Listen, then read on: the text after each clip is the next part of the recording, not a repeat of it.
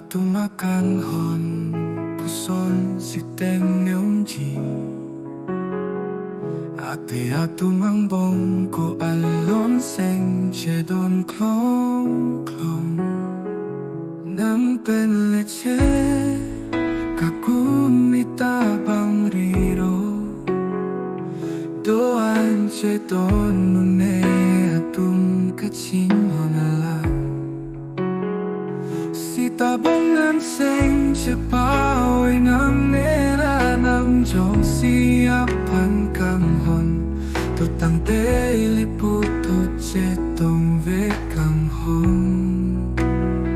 Lasin ng nahogledo Sita kapay kapan jadi dunri Nekachin mon jilso Nang panajoy na chapi de chila na palasi Nang sinong sengve arong penle duno Nenang panchong hong ding po kang hon nang vang ve Kitla ni kaya long ni sing cheta ti pensi neloti Nang chong hong ve po la sinang mata nang ni ajata ne pan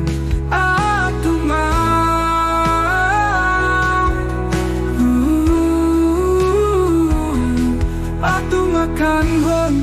ko son si tenela penang kang hon ko son si ne tenne unji tong klong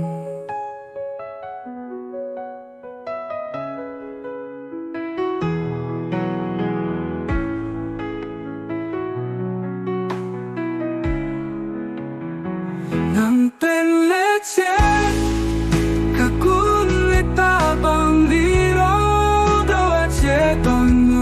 Tung kaching honalang si tabong ng seng che paoy ng neranak Jong siyapan kang hon Notang te iliputo che tong ve kang hon